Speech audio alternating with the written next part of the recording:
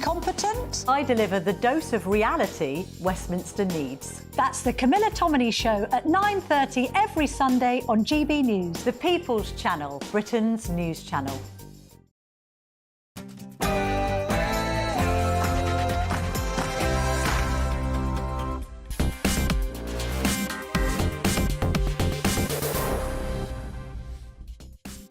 Good evening. Tonight, of course, we talk about the riots that have taken place, the disgusting attempt to try and pin the riots on me, and do we have two-tier policing? Because that's becoming a very common perception around the country. We'll also discuss, has the UK now effectively put an arms embargo on selling weapons to Israel? Is that the reality or not? And Priti Patel has joined Patrick Christie's to do a big exclusive interview, and of course it's part of her leadership bid for the Conservative Party. Patrick will come in and tell us, ahead of the full interview later on tonight, some of the highlights from that. But before we get to the programme, let's get the news with Sophia Wensler.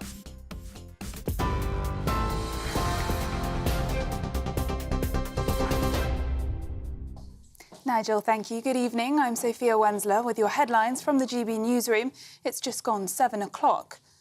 The Prime Minister is chairing another emergency Cobra meeting as police brace for another night of unrest across the country. Suspects are appearing in court after a week of violence in the UK, sparked by the stabbings in Southport.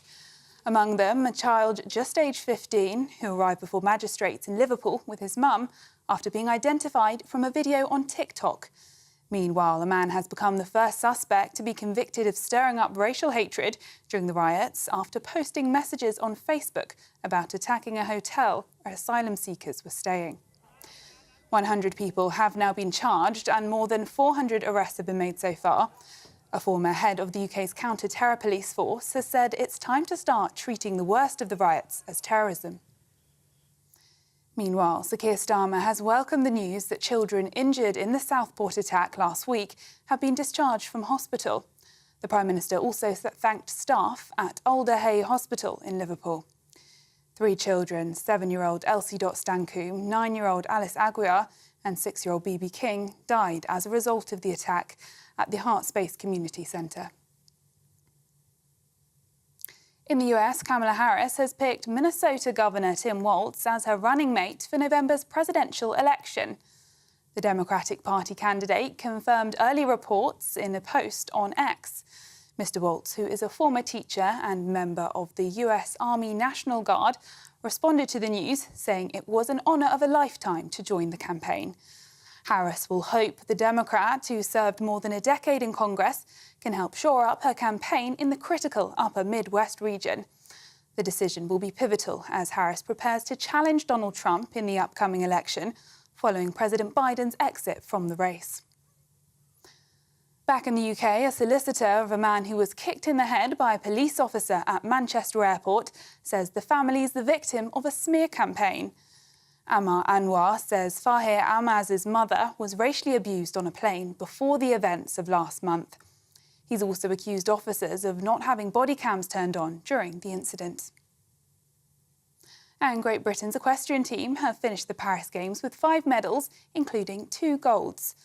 Meanwhile, 16-year-old Sky Brown defied a shoulder injury to claim a bronze medal for Great Britain at the Women's Skateboard Park. Meanwhile, Keely Hodgkinson has become the 10th British woman to win athletics gold as she stormed across the line in the 800-metre. And Team GB set a new world record in the women's team sprint track cycling, bringing the total medal haul to 12 gold so far and putting them 5th in the table. Those are the latest GB News headlines for now.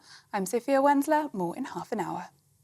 For the very latest GB News direct to your smartphone, sign up to News Alerts by scanning the QR code or go to gbnews.com/alerts.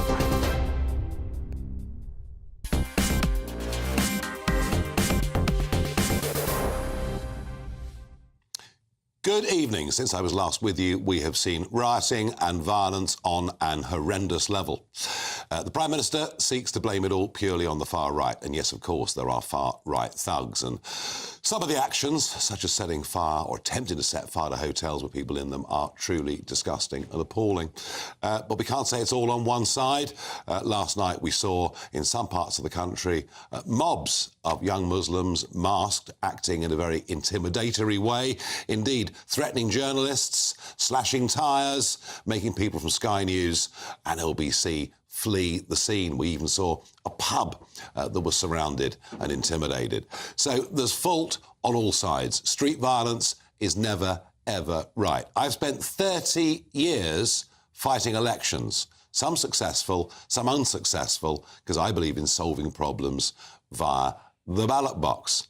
Personally, I have to say I'm pretty disgusted by comments made by people like Andy McDonald from the Labour Party, Anna Soubry, former Conservative MP, broadcasters like James O'Brien on LBC, calling these Farage's riots. People saying, actually, I've been orchestrating, organising, encouraging the riots. Well, nothing could be further from the truth. And because of that level of incitement to hatred against me, I've had to have a very significant change in my security situation over the course of the weekend.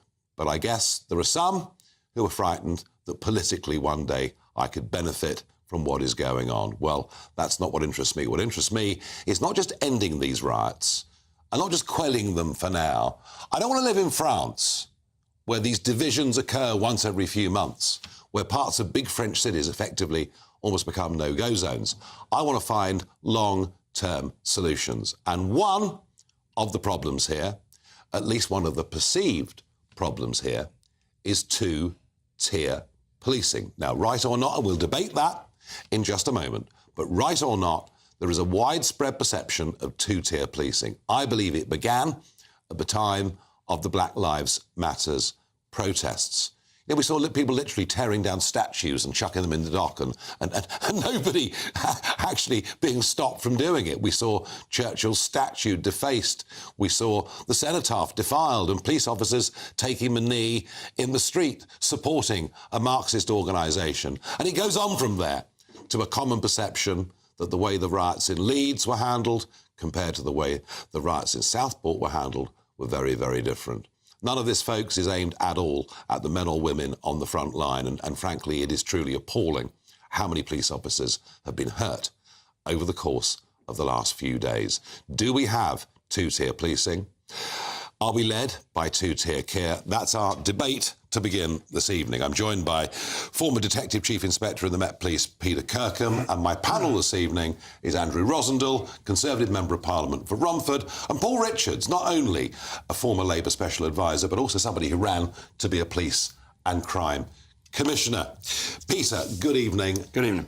Do you understand why, when it comes to how riots are dealt with, but equally, even on things like stop and search, you know, there is a perception that the police say, well, actually, you know, there's a lot of black people in this area. If we do stop and search, they'll call us racist and horrible names. It has to be true to a certain extent that the police deal with different communities in different ways. The perception is certainly there. Personally, I don't think there is two-tier policing. I think the police do their best to do policing in the same way, whoever it is they're dealing with at that particular time. But there are difficulties and there are practical issues that arise, and the criticism that they get in relation to certain activities tends to be applied across the board. If they're going to be put off stop and search, they'll be put off stop and search of anybody. And we've seen the numbers of stop and searches very drastically reduced. Whilst the use of knife crime increases. Absolutely. Because the Tory-led government since 2010, and Theresa May in particular, really hammered the police about misuse of stop and search as she saw it. There are things that are significantly wrong with that criticism. There are some of the facts that are relied on and are almost tablets of stone, articles of faith about the disproportionality and things like that just simply are not true. But we never have that conversation We have the same conversation about it every 6 months or so, and I've been having it for 40 years. We go round in the same circle and we come to the same place. Let's No have a surprises. think. Let's have a think about the Palestinian marches that happened in London repeatedly, Saturday after Saturday after Saturday, with chants. I mean, frankly, genocidal chants from the river to the sea, and it would appear to anyone watching. As I say, I'm not blaming individual frontline men and women doing their job as police. They've got a hell of a tough job and dangerous job. These are big operational decisions. That kind of chanting, that kind of behaviour was allowed to go on for months without it ever being challenged. And yet, you know, if there was a group of what were seen to be far-right football supporters chanting unpleasant things in the street, they would get dealt with. They would to a certain extent. But again, we see that the police, confronted with a crowd who are all doing things that might merit some intervention if it was on an individual level, are not in a position to intervene once it's scaled up and there's 20 or 100 or 200 people doing the same sort of thing. And it's become, since the use of CCTV, and the police have CCTV that they're using at all these demonstrations, the main tactic they have adopted is if somebody needs arresting there and then to prevent very serious harm, they'll do that, obviously. But otherwise, more minor infractions, not necessarily minor in absolute terms, but more minor, will be allowed to run, and then they'll pick them up later from the CCTV images and the intelligence gathering afterwards. And we've seen it for many, many years now. And it's an effective tactic so far as it goes, because every time you arrest somebody in a demonstration, protest, riot situation, you're taking at least 2, possibly more officers away from the front line and trying to quell that disorder to deal with the prisoners. And that's just not practical. I'm not pretending it's easy. It's not easy, it's not possible. And that's because the police are outnumbered physically? Partially, yes, but the practicalities of arresting 200 people simultaneously is just, it's impossible. Now, we're told there are 39 protests planned tomorrow night around the country. That's what we're told. Whether it's true or not, I don't know. What should the police tactics be? The police tactics should be what they are now. Gather as much as intelligence as possible on each one. Try to deploy the resources they've got as best they can to deal with the threats that they prioritise in all the various different locations, and then see what develops and deal with that as it happens. If there are scenes that lead them to believe it's going to get worse, try and intervene at an early stage. It's easier to intervene earlier rather than later, disperse people if they can, and such like. But the difficulty they've got is with social media, with modern communication methods, those intent on causing damage, destruction and assault, they have got the means to move around and be in different places and coordinate each other as much as the police, if not more so. Should people be allowed to go around in masked mobs intimidating people? I think the masking of people in protest situations or generally is a bit of an issue. I don't think it's the whole issue. Because CCTV can't catch up with those people. It can, but not by facial recognition, but by clothing and by other means of identifying people. It can, but it's not as good as facial recognition, obviously. So, all right, I put it to you again that the perception, common perception, one that's grown in the last few weeks, particularly when you see the operational decisions that were taken in Leeds compared to the operational decisions that were taken in Southport, and yes, I accept the different circumstances, but I put it to you that fear of being called racist means our police force police different communities in different ways. That's not the reason at all. The police are not going to be dealing with things differently on that basis. But that perception comes from the comments of people in responsible positions, and I have to point at you to a certain extent. It's fine. You need to be extremely careful about what you say and how you say it and how it will be perceived. You're portrayed as an alternative source of the truth because the BBC and the police can't be relied upon. So you need to be very, very careful that what you're saying is true, accurate and properly sourced. When that monster killed those 3 little girls, and there are others still very serious. Horrendous attack. I was waiting. I wanted to hear very quickly who the attacker was. I want, you know, was this somebody that had been on the police watch list? Because often we hear these things very quickly after terrorist attacks or whatever it may be. We rarely hear it from the police very quickly. Well, we'll hear it from some source, whether it's the Home Office, whether it's the police, I don't know. What was interesting and wrong was the levels of speculation. Had the bloke arrived on a boat last year? Was he a Muslim activist? That could all have been quelled. Neither of which were true. Neither, completely untrue, and yet fuelled what happened in Southport. Absolutely. Don't we need the police and the Home Office and others to give us as much information about people like that as quickly as possible? We do, and the police are well aware of that, and they're well aware that the absence of information leaves a vacuum that's filled by all sorts of speculation. Yes. And they try to do that. I was a detective chief inspector investigating murders, and I had cameras pointed at me within half an hour of arriving at the scene. On arrival at the scene sometimes. What's happening? I don't know, I've just got him.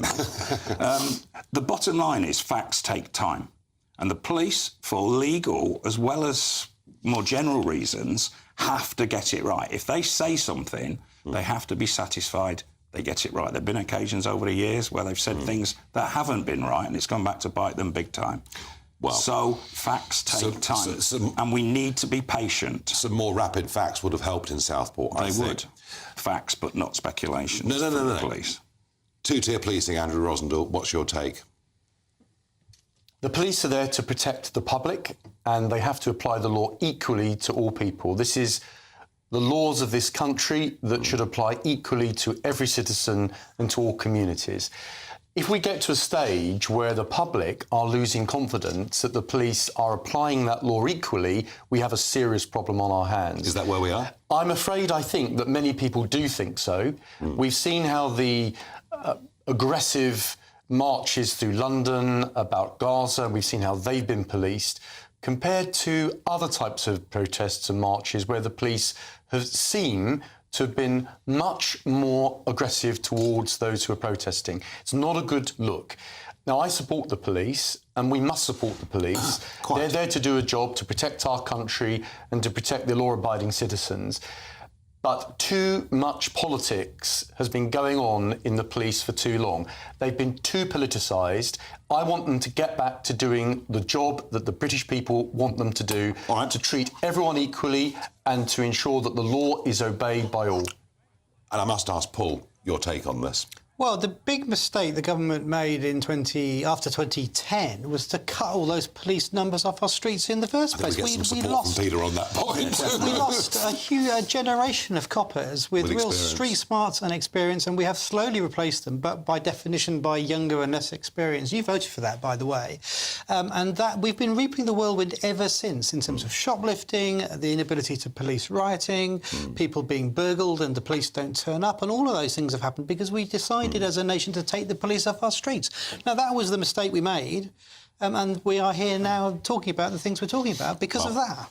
Well, I want to say a huge thanks, Peter Kirkham, for coming in, for making those arguments, and do come back to us in the next few days as we see how the police handle these things, and most important of all, the perception of the police, because it is really, really important. I'm going to lose Peter, but I'm going to stay with my panel as we discuss a war of words that has broken out between the owner of X, Elon Musk, and Keir Starmer. What on earth is going on?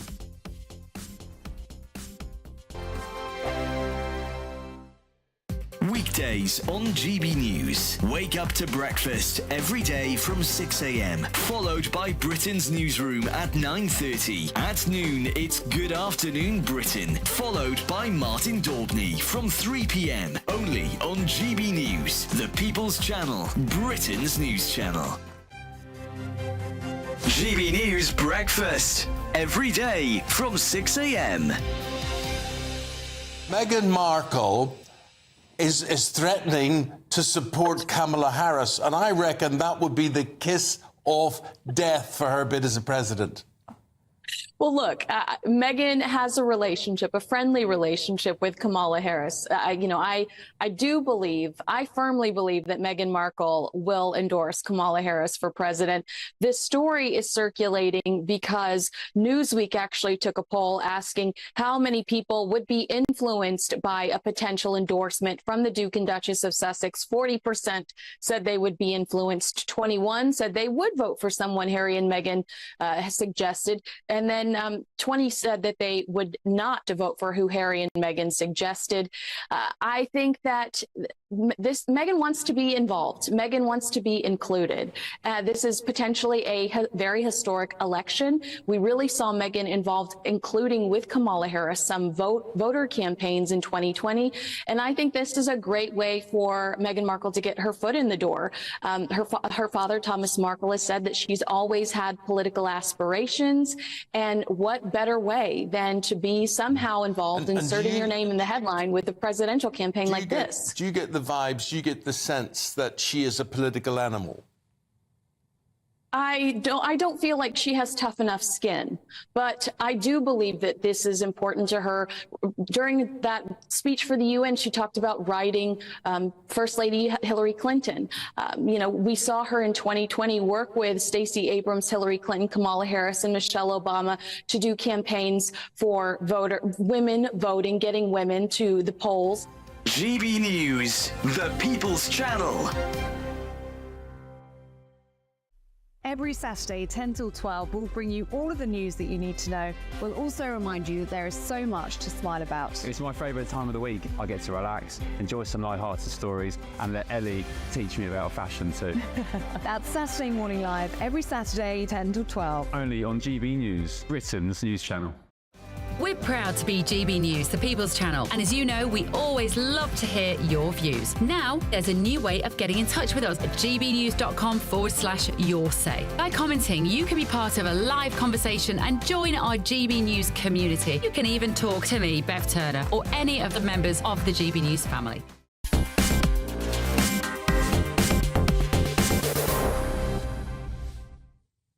Well, Elon Musk calls himself a free speech absolutist. That's why he bought Twitter and rebranded it X. And many of the debates that we have these days wouldn't have happened if Musk hadn't bought Twitter. Now, you can argue there are good things about that. You can argue there are bad things about that. But he certainly believes in free speech. And he appears to be strongly of the view that in the United Kingdom, we are losing our rights of free speech. And over the last 48 hours, he's really gone to town in the most extraordinary way. Musk, arrested for making comments on Facebook. Is this Britain or the Soviet Union? He publishes a cartoon of some armed cops outside a house with a woman looking through the door. We saw your memes, step outside. And he's gone on from his Soviet Union quotes to saying that Keir Starmer is two-tier. Keir, he says, why aren't all communities protected in Britain? And he's really had a go at this. He said, look, a masked mob of Muslim men were intimidating people in the West Midlands last night and nothing happened. And yet, if you're branded far right, the police will crack down. And on and on and on. What is going on? Obviously, America, Paul Richards and the UK, we are different. Mm-hmm. We share a common language, fair bit of shared history. Mm-hmm. They do have this First Amendment right of free speech, which they believe in. But is he right in a way? Do we worry too much in this country about what people say as opposed to what they do? Well, there's always been limits to so-called free speech, isn't it? I mean, there are legal limits, of course, about what you can say, or libel. You can't say what you like about somebody else, and you can't do things that endanger public safety. So we've always had limitations. On Twitter or X now, it's just a complete cesspit, and the danger with it is that people see it because it's written down and it's on their phones. They take it as gospel. They believe it to be true. And we've seen foreign state actors getting involved in this to try and create and disrupt democratic states. Some reports that Russia are behind some of these things, and now fueled by China, this. or whoever it may be. There's people who wish us ill, who are trying to stir up trouble using the mediums of social media, which didn't exist, 30 years ago. Well, look, we can't uninvent social media. Just like we can't, I'd love there not to be a nuclear bomb, but there is and it ain't going away. So you need rules, in other words. We have rules for nuclear proliferation and we need rules around social media. It can't be the Wild West, can it? What is interesting, in the November 2020 presidential election, the Hunter Biden laptop was out there. We now know the contents of that to be true. And yet, Twitter, Facebook and everybody else prevented a genuine debate going on about Biden's son, Biden's relationship with the son. Actually, what you can say for Elon Musk is now we would have that debate. But he's suggesting there's going to be a civil war in the United Kingdom. Now, that we know to be an utter nonsense. Well, so why is he allowed to just get away with saying stuff like that? And I would challenge this whole idea of two-tier policing. I don't believe that's true either, but he says it and millions of people will believe it. And the danger is it's fueling actual real-life activity. So people are turning up to these demos and they are smashing up Greggs and setting fires to libraries and, you know, causing proper damage and risk to life. Risk to life. Because of social media. And it needs policing. These companies shouldn't be bigger than governments. All right, Paul makes the point, you know, that social media can be a force for bad. Equally, I make the point it can be a force for good. Do you fear a civil war in this country? No, I don't believe that's going to happen. But I do believe there's a groundswell of disgruntlement. A lot of people are unhappy. The election results proved that. No party really won the election in terms of votes. 33-34% for a Labour government. A third of the votes and two-thirds of the seats. Absolutely. So, you know, people are not happy, Nigel, and you know this, I know this. People are very disgruntled with our political system. And one of the things they're very unhappy about is the idea that the British way of doing things is being gradually undermined, and freedom of speech is fundamental to that. A British sense of humour is fundamental to that.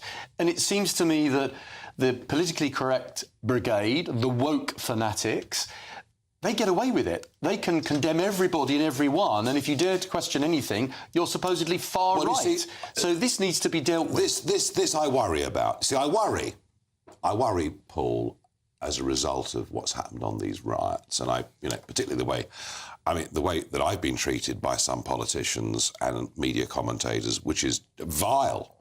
All I did was ask some questions. Who is this bloke? Can we know the truth? I've never encouraged violence of any kind at all, ever in 30 years of being in and around politics. But is there a danger that where Starmer's heading with some of his arguments, that we finish up saying it's even wrong to talk about this, it's even wrong to call people illegal immigrants? Is there a danger that as a result of these riots, we find actually our rights to free speech begin to diminish?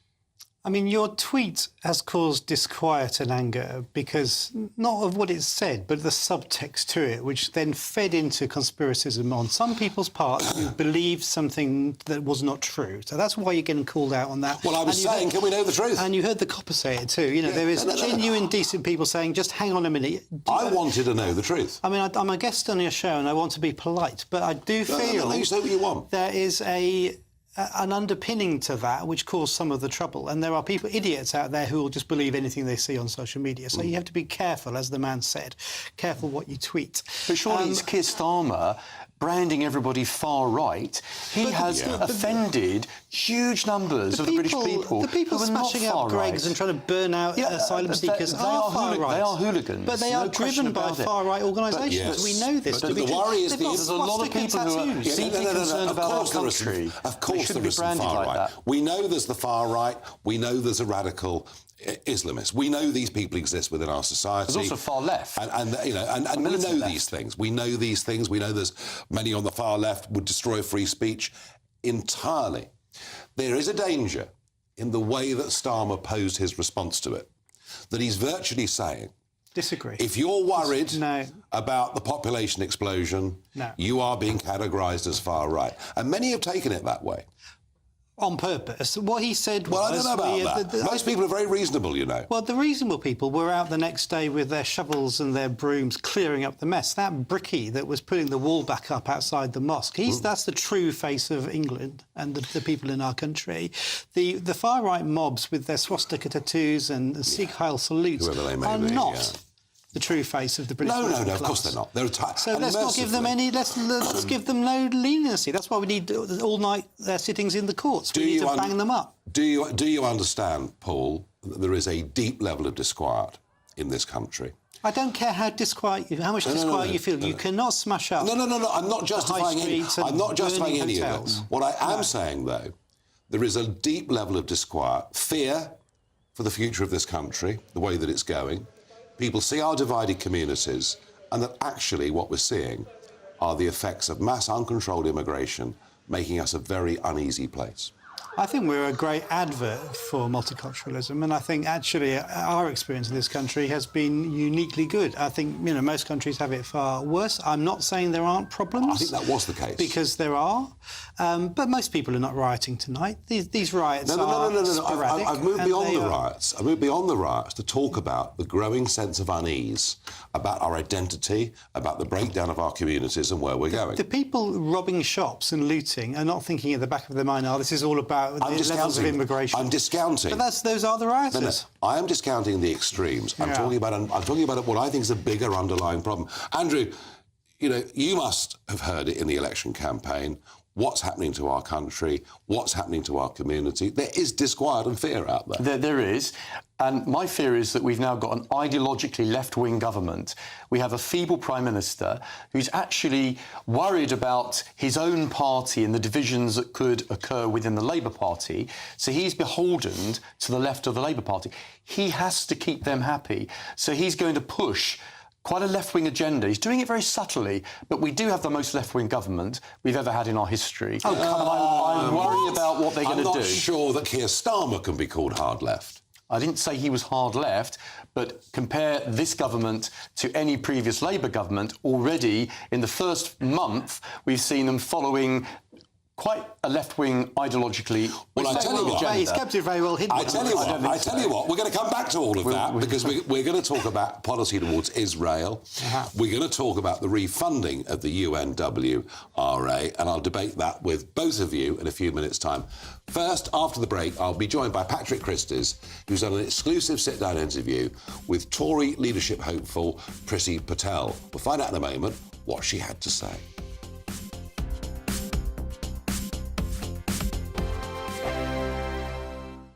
Good evening. It's time for your GB News weather forecast from the Met Office. Looking further ahead, and there will be some rain at times for many of us as we go through Thursday and Friday, but for the time being, we're changing to something a bit cooler, a bit blustery and a bit showery because there's an area of low pressure to the northwest of the UK, and this is driving some showery bursts across parts of the UK. For many central and eastern parts of England and also eastern Scotland, it's actually going to be a largely dry night with some clear skies, but further west we have quite a few showers piling in, and some of them could be a little bit on the heavy side.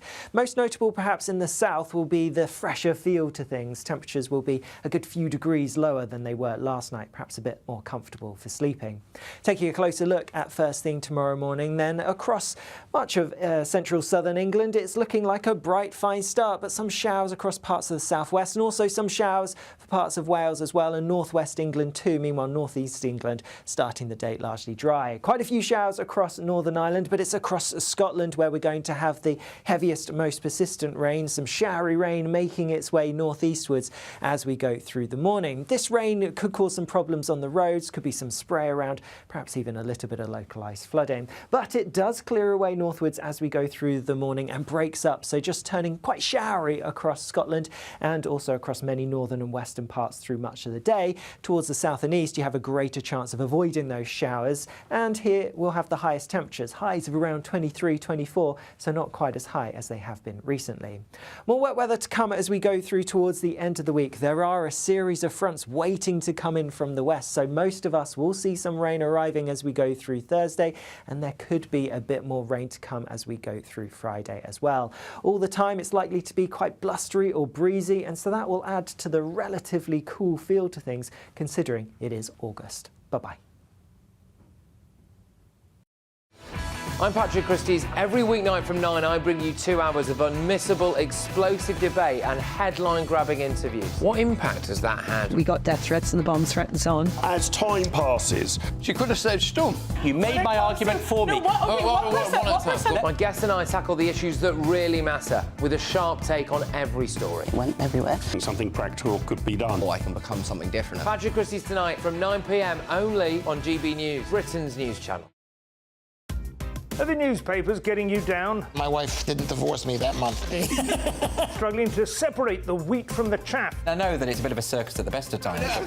Well, don't worry, Headliners has got you covered. We'll take the burden of reading the day's news, and if we get depressed, who cares? It's an occupational hazard, frankly. That's Headliners on GB News from 11 p.m. till midnight, and the following morning, 5 till 6 a.m. on GB News, the comedy channel. Nah, just kidding. Britain's news channel.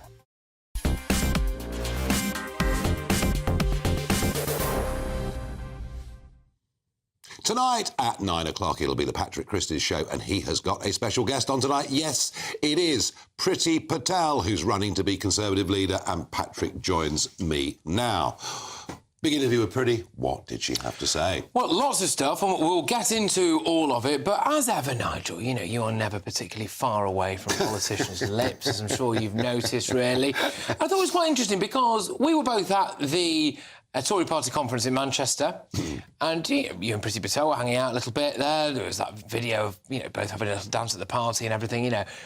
And then since then, she's rode back a little bit, I think, on her support for you on a couple of issues. So I wanted to try to drill down into that a little bit and see, well, if Priti Patel does become the Conservative leader, and if she then, you know, is the leader of the opposition and going into trying to be the Prime Minister, what would that mean for her relationship with you? What would that mean for the Conservatives' relationship with Reform? We'll have a chance to discuss this. Yeah. I'll play a little clip. This is just a snippet of it. The full stuff is going out 9 to 11 p.m. tonight, but here's a little bit. A long-standing friend of mine. I've known Nigel for a long time, and, you know, I could debate with him, discuss issues with him, and I'm happy to do that. And you've asked me about Nigel's language. It's no different to what I said about Jess Phillips right now. We're all democratically elected politicians. We should know the full facts, and we need to be careful about the language that we use publicly, particularly at a very sensitive time like now. All right, so that's one aspect of it. I also went on to talk to her about whether or not she'd be willing to... Is that not quite vague there, really? I mean, I thought it was interesting to put you in the same bracket as Jess Phillips. For a bit of context, what Jess Phillips said last night was, as there was a group of Muslim men on a roundabout and not a huge amount of police presence, that the really justification for that was that they were worried about the threat from the far right. And for a Home Office minister to say that, I thought... And that's when they were surrounding a pub and windows got smashed. There we are. Would you then work with Priti Patel at all? Because what she does go on to say, and I'll play the full interview later on, is that on certain issues, if she was a Conservative Party leader, you know, she would hope that you would vote with the Tories if you agree with it. Well, my view on the Conservatives is they completely betrayed trust over the course of not just the last 5 years, but 14 years. And I think, frankly, they need to be replaced. So I don't see a working accommodation with them at all. And I think whoever becomes the leader, I think my view, Patrick, is they're so split down the middle that they're going to struggle to be coherent on anything. OK, well, it would be interesting to see whether or not there would ever be any point of working. Some other aspects of this interview, she was kind of boggling, really, the lack of police presence in Birmingham. She was very strong on the idea that Keir Starmer should be recalling Parliament now. OK, and saying which I agree with. So why do you agree with it? Because the accusation really is that he's avoiding serious scrutiny. I mean, he's in a Cobra meeting now as we speak, so presumably we'll hear from him at some point in the next half an hour or so. But the implication is he's avoiding scrutiny, proper scrutiny, by not calling Parliament. Yeah, I mean, look, I said yesterday I thought Parliament should be recalled. I think some of the scenes we saw at the weekend were so worrying. The threat to life is at a level where it needs to be discussed and debated. And actually, Parliament, particularly given parliamentary privilege, which gives people the freedom to really say what they think without fear of being, you know, prosecuted for libel or whatever it may be. I'm sure it would be a very, you know, lively debate, and that's putting it quite mildly. Interestingly, the Assembly in Stormont is coming back to debate this issue, and I never thought I'd see in my life people marching through the streets of Belfast, one carrying an Ulster flag, arm in arm with someone carrying the Irish tricolour. Remarkable scenes. Both groups saying they're worried about levels of mass migration into the island of Ireland. This is why I say there is a deeper underlying problem than just some yobs, very dangerous yobs setting fire to hotels. So I think there is a big problem. But, I mean, in policy terms, you know, how is Priti Patel different to the other candidates from what you can see? Well, one of the aspects that she is quite keen to do would be to do things like cancel police leave, for example, so we would currently have more police on the street. She does actually go on to give some very interesting views about two-tier policing and about whether or not, I ask her the question specifically, do you think that politicians and police officers are more inclined to take forceful action against basically white people versus elements of the British Muslim community? And actually, her answer to that is interesting. I think that she's at least open to that idea. There is another aspect to it as well that she goes on to talk about, which is Suella Braverman. Now, you know, rumours are they don't particularly like each other very much, right? You'll have to wait and see exactly what she said about that. But do you think that Suella could actually join Reform? I don't know. It seems she feels very isolated in the Conservative Party. She's almost sort of said, well, look, no one here agrees with what I stand for. So maybe she will, maybe she won't. I mean, again, it's not my priority. My priority is to build reform. If people want to come, that's great. But I'm not going to spend my time chasing them around. How does it make you feel when, excuse me, you see people like Priti Patel there, who I actually think there is not a huge ideological difference genuinely with you and Priti Patel, who seemed quite willing to say there that some of the rhetoric that you have used is akin to that of a Home Office minister taking this. I mean, utterly ludicrous, but remember, it's a split party, and 50% of the Conservative Party would resign if I was a member of it. I mean, that's where we are. You know, you've got people in the Conservative Party who wanted me to join them for years. I've never wanted to join them, and thank goodness I didn't. So I don't see how the rift gets healed between the one nation globalists and, you know, the more Eurosceptic wing of the party. I don't see that being mended anytime soon. Is there anybody who's standing in this Conservative leadership election that you'll be more inclined to work with, do you think, than Priti Patel? No. Had I been an MP the last time round, I would have voted for Suella Braverman. Right. She was the only one I thought represented policies that I might back. She's not even a candidate. God, you've got time quickly, I think. One more. Just about that Labour's Operation Scatter, as it's been called, about these illegal migrants being scattered around the country. Oh, once this gets out, you wait. You wait. So rather than putting people in RAF Wethersfield or Scampton or the Bibby Stockholm or hotels, over 400 at one point, now they're going to be put into private accommodation, into council accommodation. That means if your kids are trying to get on the social housing list, they're lower down the queue. If you want to buy a rent somewhere, that becomes more expensive. This policy is going to backfire massively on Labour. The reason I asked that is because I've got another scoop tonight, which will be at 9 o'clock, OK? Yeah. And this is on, I think, actually, Labour's secret plans for illegal migrants. And given the climate at the moment in Tinderbox Britain, I think there is a serious risk that this will actually inflame tensions a lot more. They have made a massive mistake here. A massive mistake here. And I tell you what, the numbers crossing the Channel will not be going down. We're into these now summer months. Well over 3,000 have come since Keir Starmer came to power. And the idea that the limited amount of housing stock, affordable housing stock that we have, either social or private, is going to be squeezed further by young men that across the English Channel is going to make people absolutely furious. Or it's going to cut the bill for the taxpayer. It won't cut the bill. No. It won't cut the bill at all. In fact, probably be even more expensive. But it'll just stop the visibility of hotels in town centres. Patrick, we look forward to the Priti Patel interview. Patrick, on from 9 o'clock. In a moment, are this government now going to stop selling arms to Israel? And why are we funding, once again, a UN agency, some of whose workers took part in the atrocities on the 7th of October?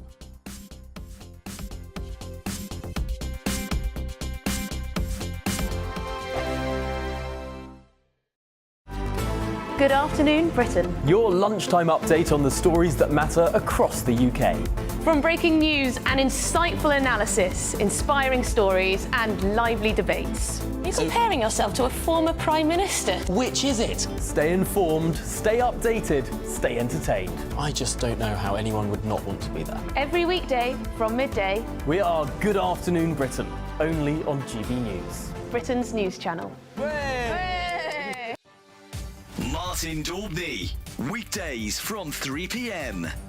King Charles has launched his own aftershave, costing, wait for it, an eye-watering 135 quid for a 100 millilitre bottle, promising buyers that they can smell just like the gardens of his Highgrove country pile.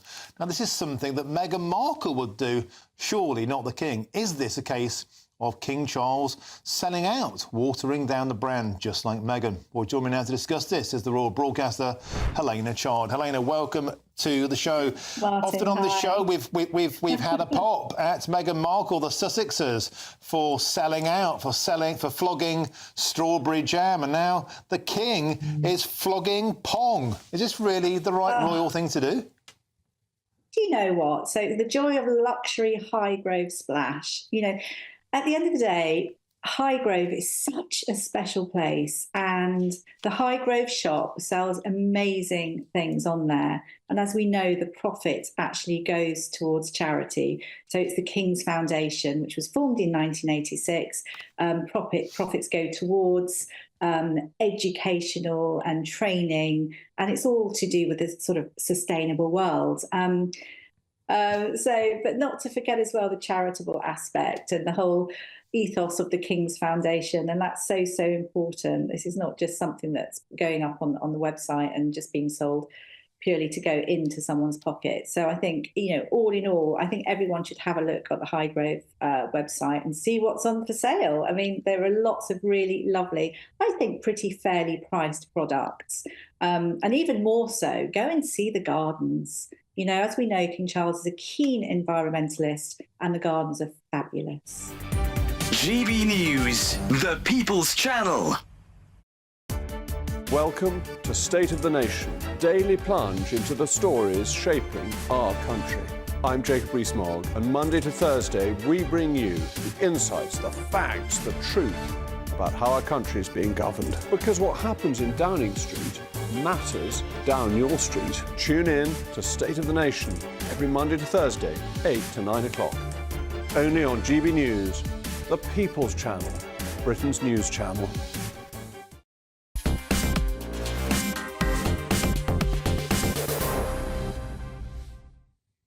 There was enormous pressure on Labour candidates and Labour leadership during the general election to stop arms being provided and sold to Israel. And we get a news report overnight. British civil servants appear to have suspended the processing of arms export licences for sales to Israel, pending the completion of a wider government review into the issue. I'm joined by Natasha Hausdorff, barrister and legal director of UK Lawyers for Israel. Appear to have suspended. Do we know what the truth of this is? Well, that article was based on evidence that was seen purporting to have suspended licences for arms exports to Israel pending a policy review. It followed a report last week in the Mail that suggested a very similar thing had occurred. And rather than a denial, we have simply heard the government repeating that the matter was under review and that there'd been no change in policy. So I think the really concerning question has to be, policy aside, what is happening in practice? And if this is a decision that has already been taken, despite the Foreign Secretary indicating he was encouraging an in-depth legal assessment and a comprehensive review, if this is a decision that has apparently already been made, perhaps for political reasons, as you yourself have indicated, then that should be of great concern to anyone that holds any store by policy matters being based on proper review and, of course, international law. Paul Richards, I mean, the Labour Party under increasing pressure from the left. 4, maybe 5 candidates elected as independents on Gaza positions, a fear that as the next few years go by, more votes might go that way, and certainly after the riots at the weekend, those divisions, sadly bigger than ever before. Is this Labour rather giving in on Israel? Well, these decisions can't be driven by demos or even politics in that sense. They are big geopolitical decisions about the future of the Middle East, but also Britain's place in the world, which is why I would agree with your point about it being policy-led and evidence-led and not politics-led. And we shouldn't lose sight of the fact that Israel is our ally and is under attack on 3 fronts, and it needs to defend itself. Yes, and interestingly, one of the UN agencies, the UNWRA, some of their operatives were actually directly involved in the massacres that took place on the 7th and the barbarism that took place on the 7th of October. We learned that the Labour Party is once again going to have the taxpayer funding that organisation.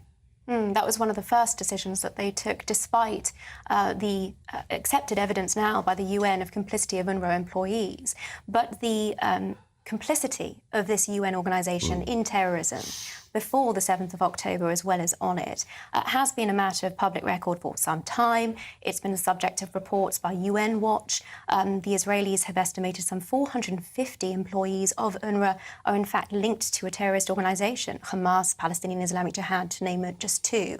So in those contexts, the fact that now taxpayer-funded support is being sent to an organisation that has, unfortunately, Nigel, as its raison d'etre, the perpetuation of the conflict, the content of UNRWA textbooks and UNRWA-run schools to encourage It is terrorism. alarming. It is alarming. Andrew Rosendale, of course, won't be surprised by this at all. No, the whole thing is alarming. I rather feared that a Labour government would take this type of approach. I fear for Israel. Israel is a democratic country. It's part of the free world. And if we don't stand with Israel and we allow extremists and terrorists and outside organisations, Iran to fund Hezbollah, Hamas, the Houthis are now getting involved, this is a very dangerous situation for Israel.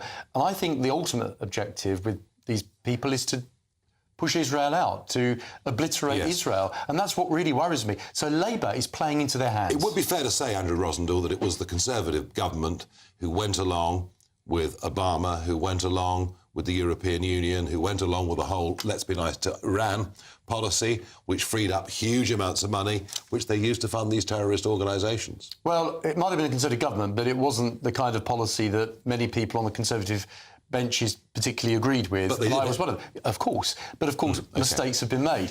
But what we're seeing today is the Labour Party moving in the direction of actually risking the possibility of Israel being continuously attacked and not standing with them, which is what we should be doing. Paul Richards, a moment ago you described Israel as our ally, and historically that's always been right.